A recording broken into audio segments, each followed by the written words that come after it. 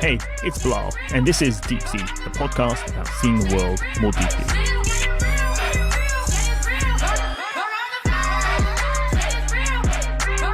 What you heard there was the ever-colourful American rapper Cardi B. She had a rant about the seriousness of the coronavirus on Instagram, and her very colourful words were remixed and have gone viral. And during these times of crisis, as we're all stuck at home, I realised the importance of humour in making everything more bearable. Years ago, I read this book called Deep Survival by Lawrence Gonzalez, which tried to understand how people in very high-risk and dangerous professions were able to stay sane, and he found that in almost all cases, they had a sense of humour. Gonzalez spent some time on an aircraft carrier and found that many of the fighter pilots would joke about crashing their planes in quite strange ways, and that was a way for them to lighten the mood and help make it bearable for them to enter into combat situations. So I think one of the things we will find in this coronavirus era is much more dark humour. And what makes it difficult for many of us is that we are going to be stuck in our homes. So I've been working from home now for a week and a half, and it's hard not to suffer from cabin fever and rub everybody up the wrong way who lives in the house with you. There was actually a few days last week when I actually forgot to leave the house, which probably explained why I was grumpy to the people around me. And when I do leave the house, it's generally to try to hunt for some food. On my recent trip to the supermarket, there was no fresh food, whether it's vegetables or fruit, barely any milk or eggs. There was just processed packaged food. What you also find out is the things that people like the most. So clearly people do like their fresh food, but also when I went down the breakfast aisle, most of the cereals were there apart from Weetabix, which I've now realized is perhaps the most popular cereal in Britain. I've also realized that people outside of Britain may not actually know what Weetabix is.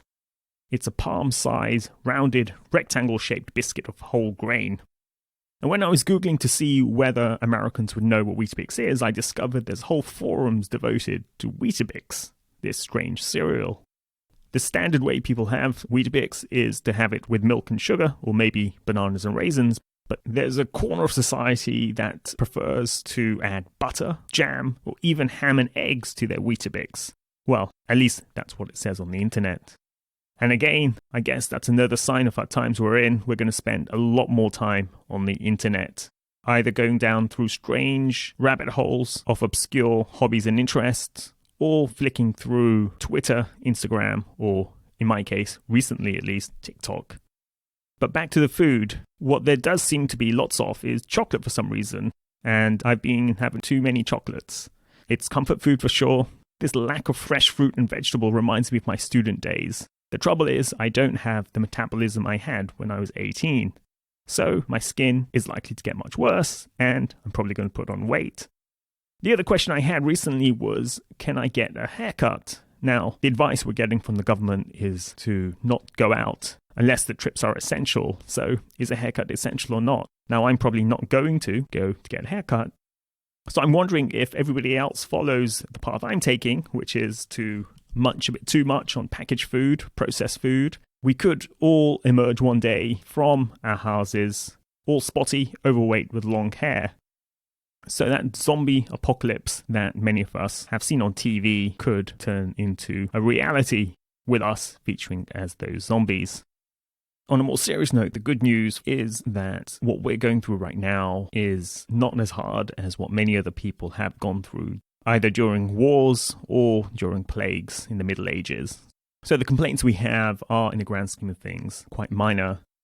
And also, staying at home in order to stop the spread of the virus. We shouldn't see it as such a hardship in light of people in more extreme and dire circumstances.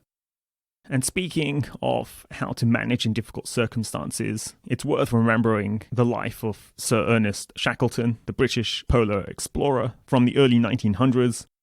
When interviewed people to join his expeditions, he would ask odd questions such as, why are you wearing glasses, or can you sing? He found that people who had funny or witty answers would end up being more successful during extreme expeditions rather than people with technical knowledge. And this is because he understood that the challenge of tough situations is often not the physical situation you're in, but rather how your mind responds to those situations. And perhaps the best part of his approach was his recruiting notice in newspapers. Men wanted for hazardous journey, small wages, bitter cold, long months of complete darkness, constant danger, safe return doubtful, honour and recognition in case of success. So stay home, stay safe, and keep a sense of humour. Thanks for listening. Please tell a friend about the podcast. Leave a rating on iTunes, Spotify, Overcast, or wherever you go for your podcasts. You can follow me on Twitter. My handle is @BilalHafiz123. You can also follow me on Facebook, LinkedIn, or on my blog, bilalhafiz.com. For my research work, you can go to macrohive.com. I'll be back soon, so tune in then.